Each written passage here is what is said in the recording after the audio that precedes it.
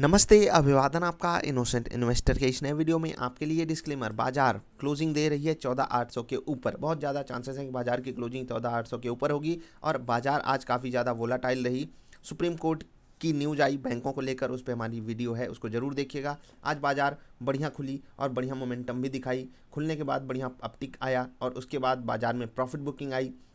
यहाँ पर आप कह सकते हो फ्रेश शॉर्ट्स भी क्रिएट हुए और इसी कारण देखिए, जब ये मोमेंटम आता है यहाँ पर शॉर्ट्स क्यों क्रिएट हो रहे हैं ये आप जान सकते हो, क्योंकि ऊपर के लेवल पे हमारे लिए रेजिस्टेंस अवेलेबल है, इसलिए शॉर्ट्स क्रिएट हो रहे हैं। और जब वो शॉर्ट्स क्रिएट होते हैं तो क्या यहाँ पर प्रॉफिट बुकिंग आएगी? जी हाँ, 750 के आसपास वो लेवल है, वो सपोर्ट है जहाँ पर लोगों को प्रॉफिट बुकिंग करना होता है। अब जैसे कि यहाँ पर अचानक से जो मोमेंटम आया है, यहाँ पर फिर से फ्रेश शॉर्ट्स बनेंगे और देखिए बाजार अपने लेवल्स को कितना सम्मान देती है। जहाँ रेजिस्टेंस है 14,850, 14,880 के आसपास, वहाँ पर क्यों है रेजिस्टेंस? हमारी पिवट पॉइंट वाली वीडियो देखिएगा, आपको पता चलेगा क्यों यहाँ पर प्रॉफिट बुकिंग आ रही है, वो भी आपको पता चलेगा। अगर आप निफ्टी में ट्रेड करते हो तो आपको सारी बातें पता है, ठीक है। अब हम 1 मिनट 3 मिनट की कैंडल लगाना चाहेंगे और आपको कुछ दिखाना चाहेंगे, ठीक। 3 मिनट की कैंडल लगाकर आप देख सकते हो कि आपको यहाँ पर कौन सा ट्रेड मिला था, ठीक है। 814 से 843 यानी कि 20 और 25 पॉइंट का मोमेंटम बड़े प्यार से निफ्टी ने आपको दिया है निफ्ट ट्रेडर पे। अब हम आगे बढ़ते हैं,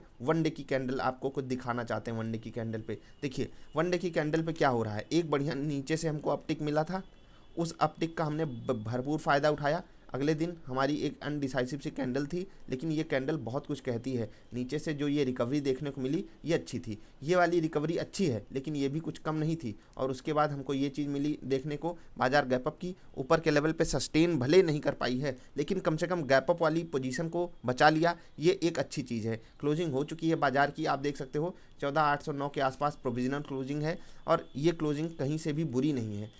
हम बढ़िया सपोर्ट के ऊपर खड़े हैं। इंट्राडे के रेजिस्टेंस और सपोर्ट के बीच में बाजार ट्रेड कर रही थी। अगर हम आपको बैंक निफ्टी दिखाना चाहें, जहां पर आज तकलीफ एक बार के लिए लग रहा था कि ख़त्म हो जाएगी, ठीक है, लेकिन वही होता है ना कि क्या कहें, अब ट्रेडर्स इतने ज़्यादा एक्टिव हैं बाजार में कि वो बाजार को कभी ऊपर ले जाएंगे, कभी नीचे ले जाएंगे, लाकर पटकेंगे, ऊपर करेंगे, चीज़ें कंट्रोल के बाहर हो जाती हैं, ठीक। तो यहाँ पर आप देखिएगा 23 तारीख का ट्रेड, आप यहाँ पर 5 मिनट की कैंडल पे देखिए, बढ़िया बाइंग आई, प्रॉफिट बुकिंग, फिर बढ़िया बाइंग, और यहाँ पर इस जगह पर रेजिस्टेंस था, लेकिन उस रेजिस्टेंस का उपयोग किस तरीके से किया गया?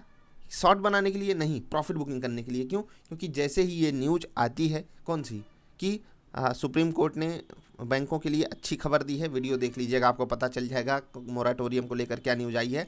लोग वहाँ पर प्रॉफिट बुक करते हैं, फिर से बाजार सपोर्ट पे आती है, फिर निफ्टी ही बाजार को खींच कर लेकर जाता है। इसमें कोई शक नहीं है कि जो बैंकिंग स्टॉक्स थे वो काफ़ी ज़्यादा सपोर्ट किए बैंक निफ्टी को, अदरवाइज आज हम तकलीफ में होते। एक समय तो बैंक निफ्टी ऐसे ट्रेड कर रहा था कि लग रहा था कि आज धूम धड़ाका मचा देगा जब यहाँ पर था। खैर, यहाँ पर बैंक निफ्टी की क्लोजिंग बुरी नहीं है, क्योंकि लग रहा था कि ये जो रेड कैंडल बनी है और यहाँ पर जो गैप फिलिंग है वो हो सकती है, सपोर्ट की गैप फिलिंग, वो होते हुए नहीं दिखाई दी, क्योंकि बैंकों के लिए एक अच्छी न्यूज़ आ गई। ये तो हो गई नॉर्मल बाजार की बात। अब मैं अगर आपको टॉप गेनर्स और टॉप लूजर्स दिखा दूं तो वो ज़्यादा बेटर रहेगा।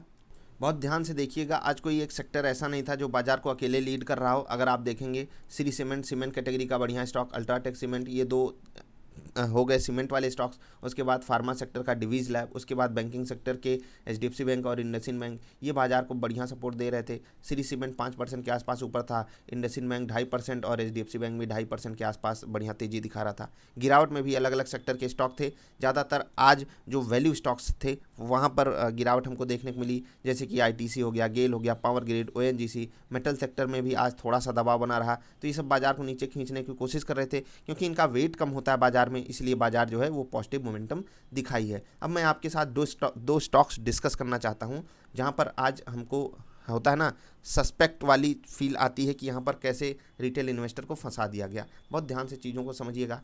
पीईएल नाम है स्टॉक का, पिरामल एंटरप्राइजेस लिमिटेड, ठीक है। बहुत ध्यान से चीज़ों को समझने की कोशिश कीजिएगा। ये 5 मिनट की मैं कैंडल लगाया हूँ, ठीक, 5 मिनट की मैं कैंडल लगाया हूँ। आप यहाँ पर देख लीजिए, 23 तारीख की कैंडल है, जी हाँ, सारे दिन ट्रेड होता रहा। अब मैं आपको दिखाता हूँ, मैं आपको एक चैलेंज कर रहा हूँ। दो हमारे यहाँ के मुख्य टीवी चैनल हैं, उनकी आप इस वक्त की 2 बजे नहीं, ये वो अपने क्लाइंट्स को यहाँ पर खरीदने को बोले, यहाँ पर खरीदने को बोले, मे बी यहाँ पर खरीदने को बोल दिए हूँ, मुझे नहीं पता, क्योंकि यहाँ से हो सकता है प्रॉफिट बुकिंग की सलाह हो गई हो, मैं एग्जैक्टली नहीं जानता। लेकिन आप दोनों चैनल्स को क्रॉस चेक कीजिएगा, हिंदी या इंग्लिश, हो सकता है कि इंग्लिश वाले में भी रिकमेंड किया गया हो, लेकिन कोई ना कोई आपको होता है ना कि ये जो चीज़ें मैं देखता हूँ, यहाँ पर आप देखिए, चीज़ों को समझने की कोशिश कीजिए। और यहाँ पर जो स्टॉप लॉसेस हिट होते हैं, ये बड़ी दर्दनाक कहानी है, इसे कोई समझना नहीं चाहता। क्यों नहीं समझना चाहता?